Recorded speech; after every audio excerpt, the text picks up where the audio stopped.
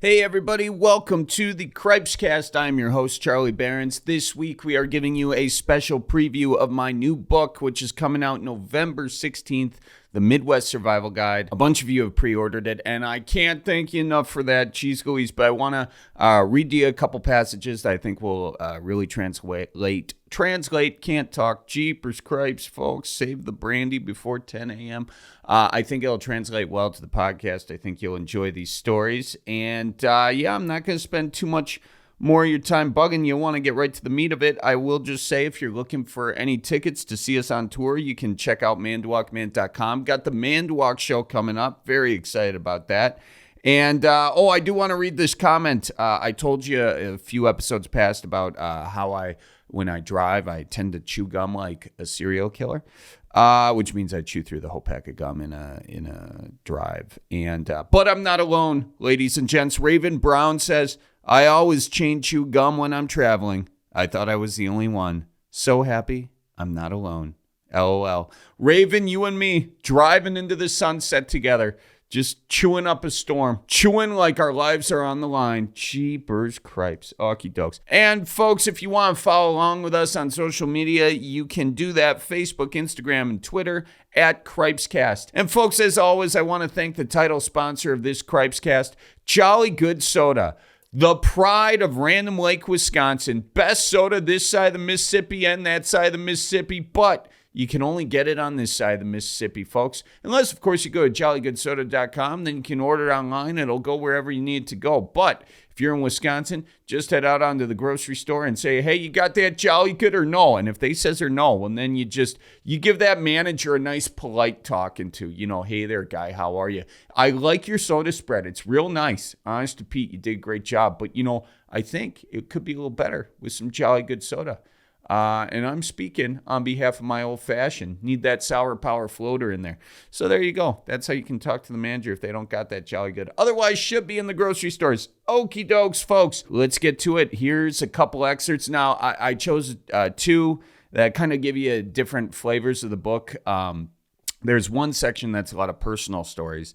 So I've got a bit on hockey that I want to do. I used to play hockey in the basement, a little tennis ball hockey when I was a kid, and it got weird per usual. So got a story about that. Also, I have a story about hunting, it being hunting season. I think you'll enjoy this. Any of you hunters out there, any of you vegans, you'll also enjoy it because I often miss. So without further ado, here is your sneak peek of the Midwest Survival Guide. All right, here's the first story. Hockey star. Before I wanted to be an archaeologist because I saw Jurassic Park and thought paleontologists were archaeologists, I wanted to be a hockey player. Why did I want to be a hockey player? I found my dad's old hockey helmet in the basement, and it was a sign from God. The black helmet was dented and scuffed like a gladiator who'd survived the Colosseum. It also smelled like a gladiator who didn't survive the Colosseum. But I suffered through the smell because that helmet fit me like a glove on a twig. Noticing how much I loved the helmet, my parents got me hockey gloves for my birthday.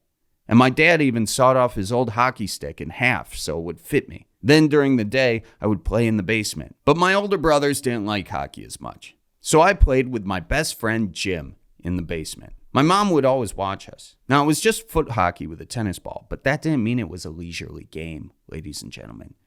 You see, Jim was a dirty player and almost twice my size. He would often check me into the wall or slash me when mom wasn't looking. You see, Jim watched a lot of hockey on TV. He liked how they fought, the enforcers. I remember the first time Jim threw off his gloves. I didn't know what to do, so I cried for my mom, but mom didn't come to my rescue. She just said, honey, life is full of Jims. If I step in now, you'll never know how to fight the next one.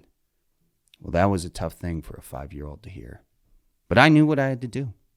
I threw off my gloves, and I threw up my dukes. Jim threw a right hook, and I ducked. Then he threw a left, and it knocked me on the ground. Damn near knocked me out. I cried again for my mom, but she wouldn't help me up. If I save you now, how will you ever save yourself? She shouted. It was up to me. So with every bit of strength I had, I rose to my feet. And I says to Jim, is that all you got? Well, Jim wound up and sent over another left hook. This time, though, I ducked and countered. Bang! Connected to Jim's jaw, and Jim was knocked unconscious. Mom smiled with pride. And that's when I knew how much she loved me. Because Jim was imaginary. Hunting. Midwesterners hunt many birds, critters, and squeezels, including duck, rabbit, squirrel, pheasant, grouse, goose, and of course, deer. And for each species of animal, there's a species of hunter, each with their own different quirks and attributes. Now, some people don't like hunting, and that's understandable. If you fall into that camp, please keep in mind that I'm usually a vegan hunter due to my poor aim. Now that you know I'm on your side, you can continue listening without guilt. Also, according to an article I read once, hunting deer, which are generally overpopulated, and wild pigs, which are an invasive species, is good for the ecosystem. I'd explain why, but I only read half the article online because I got distracted with this new big buck hunter app. It's pretty great. You should try it. Anyway, when it comes to deer hunting, there are different seasons for various methods of demise. There's also different clothes you have to wear. During bow season, you wear a camel coat.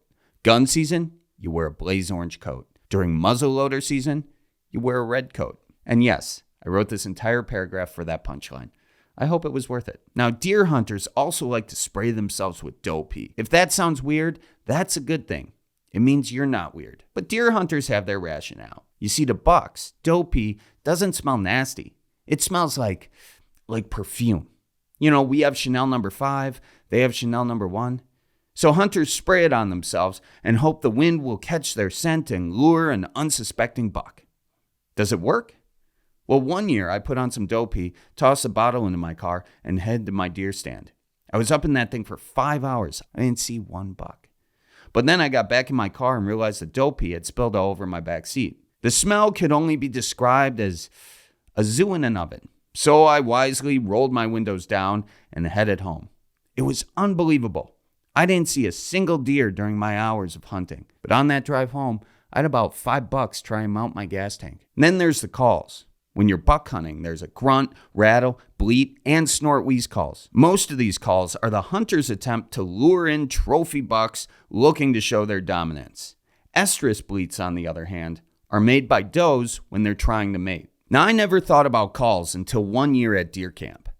We were all outside on the porch, cooking on the grill and drinking beers. Inside, my buddy Jeff turned on a Game of Thrones episode. The volume was loud enough that we could hear the TV, but not loud enough to really understand what was going on. Then let's just call it a kissing scene came on. And soon enough, a lady was moaning pretty loud. I watched as 5 of the 6 guys on the porch made a beeline for the television. I stayed manning the grill, as the steaks needed to be gently seared, and a moment too long would ruin them. So instead of following one primal drive, I tended another. But then I began to ponder. What if one of those bucks mounted on the wall was real? And that fake wooden wall was his camouflage? What if Jeff didn't really turn on the TV at all? What if it was the bucks doing a human call? So I abandoned my grilling duties, and I bolted into that house to rescue my friends from being viciously mauled to death by said buck seeking revenge for his other family members hanging in deer camp. As it turns out, I have a wild imagination, and we all had burnt steak that night. Okie dokes, folks. Well, there you got it. Your little sneak peek of the Midwest Survival Guide. So thank you all for listening. Again, if you're looking to get the book, you can check it out, Cripescast.com. And if you order from the local bookstores that we linked up, you actually get a free Ope koozie with your purchase while those supplies last. I think they still have some. You also get a free ticket to the Midwest Survival Guide launch party. It's a virtual launch party when the book launches on November 16th. So check it out. Order it up if you can. And finally, before I go, I want to thank Duluth Trading Company for sponsoring the podcast. It's a great clothing company, ladies and gentlemen. I've talked about it a lot on here. I was actually just fly fishing this weekend. I wore some of their Alaskan hard gear stuff. I've got some of their shorts for biking, so I use it all the time. Very comfortable, very fashionable. You know, if you ask me, ladies and gentlemen, there's nothing more fashionable than a little loop for your hammer on your cargo shorts. Okay, that says Midwest fashion right here. You know, some fashions come and go. This isn't fast fashion, ladies and gentlemen. This was popular in the 1800s. It's popular today, okay? It's style that lasts, just like them slacks. I don't think I've lost a pair yet. And with that, I hope everyone has a great week. Stay safe, keep her moving, and while you keep her moving, watch out for deer. So roll out the barrel and get the band brewing. Life's got you down, just keep her moving. It's on Wisconsin, the Badgers say it's the old Wisconsin Jubilee. You know, sometimes when you're ice fishing, you put your foot in the walleye hole and go ass over tea kettle and you think you're done. No, you gotta keep her moving.